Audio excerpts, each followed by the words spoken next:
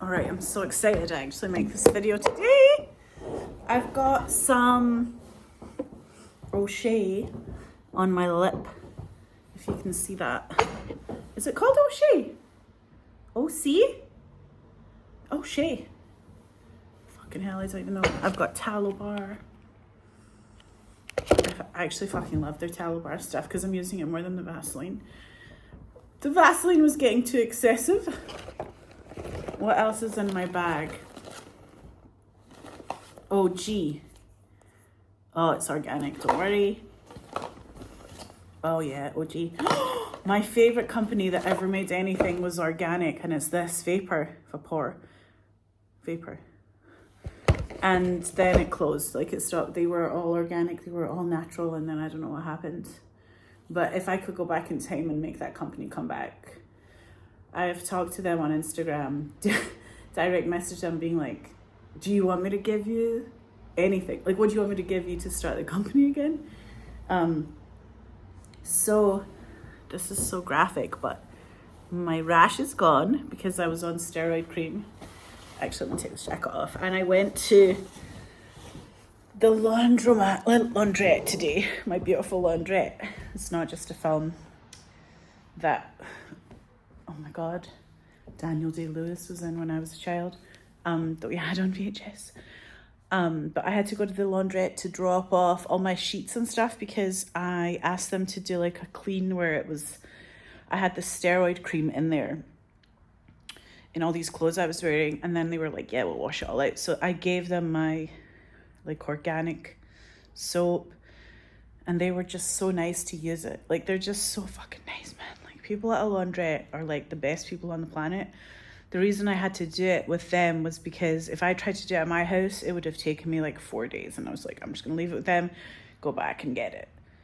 And whilst that was happening, I can't even explain this, but I bit on something so soft. Like, it was like sashimi. It was like salmon sashimi and like a spring onion. And it like popped out one of my, from Dr. Yoshimaru, dentist Yoshimaru in like Santa Monica. I had a filling from him and it's literally gone. And I'm like, oh God, this was all happening today. And I was like, this is such a thing. All this shit is like such a thing for the end of Year of the Snake. I'm like ready for the Year of the Snake to be over. And it's like Year of the Horse is coming February, the middle of February. And I'm like desperate for it because all of this shit's happening because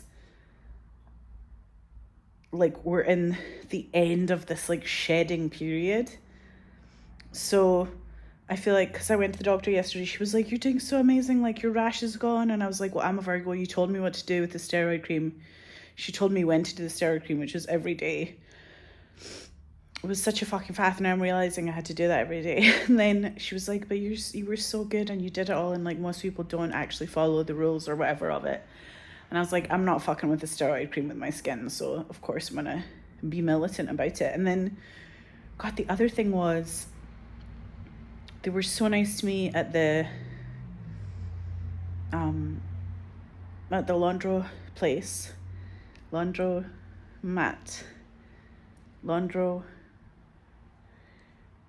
Laundrette, yeah. But I was like, oh God. So then I'm like walking and thinking about Kate Nash just randomly. I was like, I literally love her so much. And I was like, she's such a sister. Like, she was in my house in LA. She was always in my bath. I don't know why she had a bath in mine every night. It was like she didn't have a bath at her house or something, so she would just have a bath at mine. And I would like cook her a vegan meal because I knew she was like only gonna eat vegan food. And also she just like lived in my house, and because she didn't have a car for the first half of Glow, I would drive her to Glow. Like, I would pick her up and make sure she was on time. I was always fucking on time. So then we were just like wee sisters, like Glow sisters, and we would always go to the wee coffee place next to her house, this wee cafe, and we'd get like green teas, like big fucking fuck off ice green teas, just like ice cream stuff and iced hibiscus or whatever they had. And I just remember that, like, it was like as if I was gonna go every day for the rest of my life. Like, I felt that feeling. And then now I have this filling that fell out today. So I called Bupa, the dentist that's my mom's dentist, and they were so nice, and they are going to let me see them tomorrow. And I'm like, that's so crazy, because I have this fear, like 100% fear of the dentist that came from, as a child, having my front tooth, like it fell out. This is so crazy. My front tooth fell out when I was in my private school in the covered way in the West End. I was like playing with Antonia, my best pal, and she like shoved me into a wall, and I like fell into this, I fell into this concrete wall, or I ran into a concrete wall, and I had my tooth like fall out in my face, or in my hands, out of my face, and I was like, this is so bad. And I remember like crying, and Antonia was like, that's so fucked up, and we were both like traumatized. And I remember just like it being the most fucking hellish thing that I ever had to deal with. It was like every day constantly going to get it fixed. It would fall out, I'd get a cap, it would fall out, I'd get a cap. And then when I went to Los Angeles, like in Santa Monica, Dr. Yoshimaru, man, I remember his nurses were so nice to me. His receptionist is so nice, but like I was also just like, he's a wee genius, Yoshimaru, and his wife had a veneer made by him, so he was like, I'm gonna put a veneer in that's never gonna come out. And I was like, thank God. And he did it to me, and I was just like, that's great, but it still had to be like, other stuff had to get maintained. And I remember like teeth cleaning in America is such a fucking thing. I remember just being like, I can't handle this anymore. And I went to a dentist, another one, and I just said like, I can't do this anymore. Like, it was just like one day I was like, I can't actually do it anymore.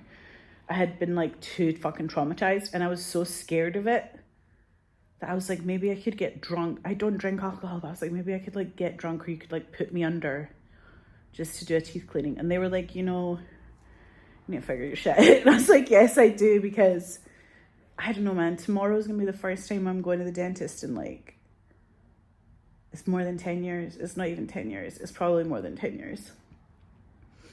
Like, when I first went to that Bupa dentist, I was like, hi guys, I'm not gonna, like, you're not gonna, like, I have fear of the dentist. So, like, I know you're my new dentist, but like, don't look at my mouth, and I'm just gonna sit here and that's it. You're not even gonna thank me. It's not like I'm a dentist's worst nightmare. It's just like, I don't have to go, so I don't go. But because this filling actually fell out, I was like, fuck, I have to go. And I'm like, ugh.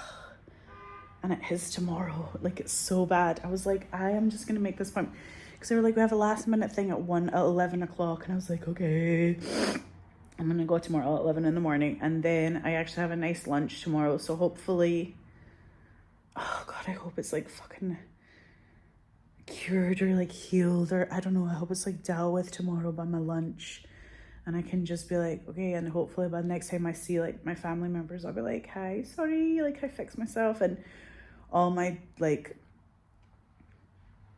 crazy fucking steroid sheets are in a box, because my doctor was like, you need to like keep them all safe and keep your steroid clothes in case you ever have this come back, this mad rash come back. If it comes back, then you have to start using the steroid cream again. And I was just like, I hope I never have to. But you know me, I'm a Virgo, so I do have to keep that shit. And then whilst I was thinking of Kate Nash and remembering all this stuff, she literally went to the people, she went to the government today, and she in England, and she talked about the music industry and the fact that since Brexit, it's been impossible for people to tour, artists to tour and make money from their merch. And also, in general, Spotify and Live Nation have been eating the money of all the musicians for decades. And she was crying, saying how frustrating it is that she's worked so hard and she's still in debt, that she tries to pay everyone who's involved in her tour, and it's very difficult for her to do that. And that's why she said she had to start an OnlyFans in order to pay for her debt from her live tours that suddenly occurred after years and years of this,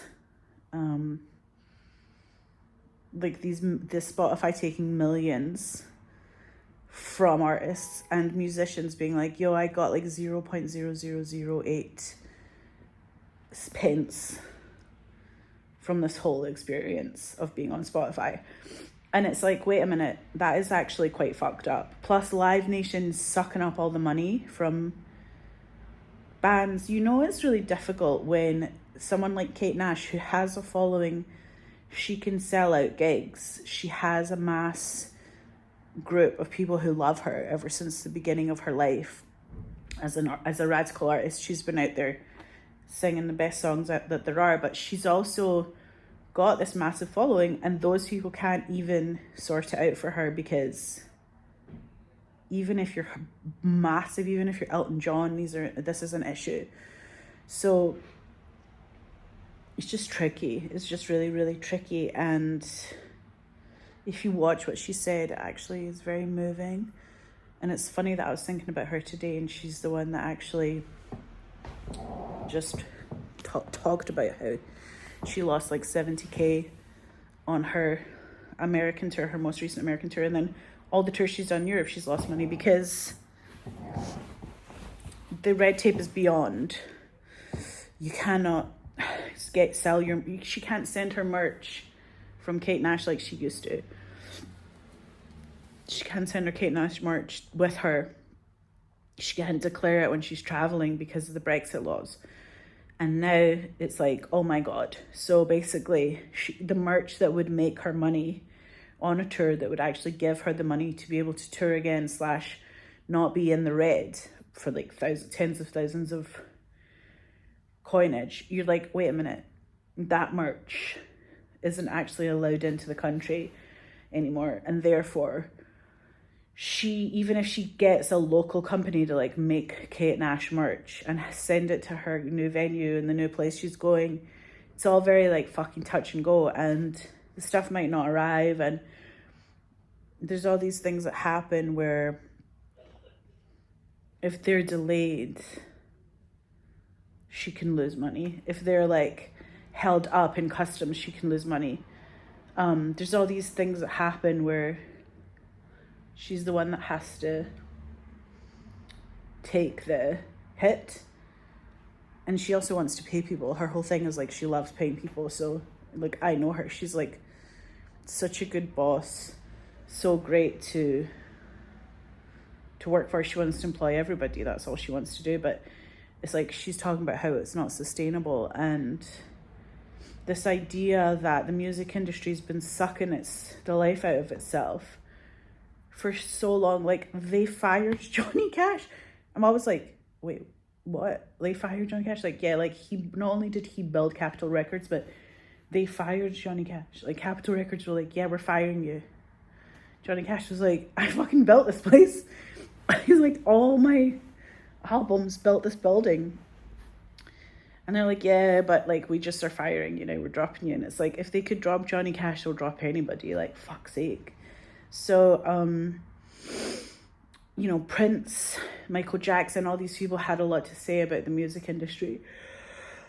And that if you own your publishing, that's still really good, but that doesn't help you with the tours and the way that the tours cost money. And this idea that you used to be able to like be working class and come up in the world if you wanted because you're a musician or an artist. That's what Kate was saying. She was saying that she herself was like working at Nando's or whatever and like just literally came up.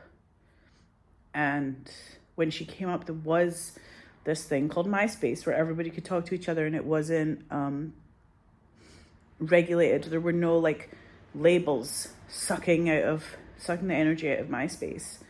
It was just people helping each other and like collaborating with each other. And if you think about the culture, the artists, the musicians, like the culture needs financing. It needs to be financed. It needs to be cared for. And if we're not doing that, like, what are we? And then she was making the point, and she was crying about it when she was talking to the government today. She said, if you don't support the artists, they'll be gone. And you can't have like a whole generation or 2 generations of people who are working class not becoming artists, because then you're like, where the fuck is the cool artists in the society. They don't exist. Like, you could go to Poland and be like, all those people are financed, but it doesn't mean that people are financed everywhere. The artists are not financed everywhere. They're financed in certain countries because certain countries take it seriously and other countries let it fall by the wayside. And she was like, Britain and England specifically has let it fall by the wayside, and that's sad. And she was crying and I was crying and she was crying because your best pal is like crying. I was like, oh my God, I'm crying for her. But because she did that, now I feel like I can go to the dentist tomorrow and not be such a baby and just fucking go and be like, maybe hold someone's hand. Maybe I'll take a teddy bear. I'm not fucking joking. I'll take a teddy bear. I was like, I'm going to take some lavender essential oil. I don't know what I'm going to take. I wish I could get drunk. I don't drink alcohol, and I wish I could get stoned, and I don't get stoned. I wish I could take a gummy or something. I don't do that. There's nothing, like, I don't even like, maybe I'll get drunk after. That seems like I'll just be like inflamed and sad. So like, I don't know if I'll ever do anything like that. Like, I'll never take the edge off with anything like that. I'm just gonna take a teddy bear. I'm not joking. I'm gonna take a fucking big pillow.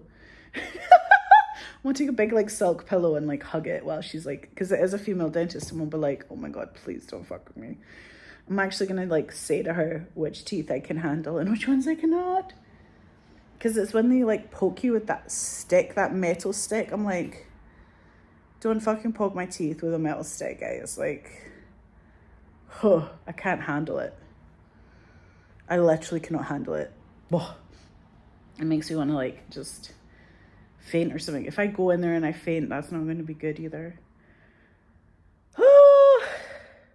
The other thing is I can't go with anyone because I was going to bring a pal, but if I bring anyone, it's going to make it worse. Because if I bring any of my pals, I'll just scream cry because they'll like not help. I'll just be like, fuck. It's good to meet people afterwards and be like, that was a fucking trial. Oh my God. I have to let you guys know how it went. I just feel fucked up about it. Oh my God. I'm also like,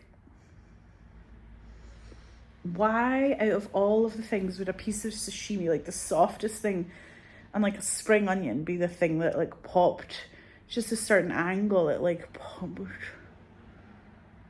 the filling out. And the other thing I can't cope with is like when they make like a,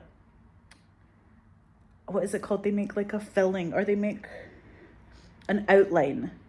Like you stick your teeth in this thing and they make like the outline of your teeth, and then they pull that out because it hardens. That fucking gives me the heebie-jeebies as well. Like everything they do gives me the heebie-jeebies. I'm just like, I wish I could be like, buy me a drink first or take me to dinner first, but I can't even go to dinner with these people because they're just like, why is this lady so upset? But like, if you had bad experiences for years and years and years, like every day a bad experience, you can't help but be like, oh. The other things are in the news are so rough right now as well. So it feels like all these things are coming to the surface. And I was wanting to talk about Melinda Gates because she is like the bravest woman I've seen on TV. She was talking about today how she feels about the news about her ex-husband. And I am shaken by the fact that she had to deal with that. She did an interview about it a long time ago. She talked about why she left that marriage. The fact that she still has to fucking deal with it like years later is such a fucking unjust vibe. I can't even explain how unethical that is. But also, for her as a woman and a mother to have to stand there and be like, yo, I actually have talked about this before, but we're going to mention it again since it's in the news again. And she talked about the victims and focusing it on them, but she was also just saying how sad she is and how sad that situation is. And also, if you are like if your ex-husband is secretly giving you antibiotics or something, or some medicine that's going to help you to not contract AIDS from him, or whichever. I think that's what the disease was that he got from this prostitute. Or it wasn't even a prostitute, it was like someone who had been trafficked to him. All of these things are true. If you have been in that situation, like, I can only pray for her and her whole fucking family and like the daughters in that family. I'm just like, how is this real? How is such an indignity even possible? And how could we help the fucking world so that this kind of thing doesn't ever happen again? That's what I want to know. And for some reason, I just watched every single interview she ever did talking about it, because she talked about it years and years and years ago. She did an interview. I know she did an interview with Oprah. She did an interview with Gayle King. She's done interviews with other people because she's spoken about it so eloquently. Oh God, so we're just sitting here thinking about that as well, wondering about it and hoping it's okay. So sending all the prayers out to everyone. I cannot believe this day is what's happening. I just can't wait for next week. I'm like, bring the middle of February here right now, because this feels like swimming through mud.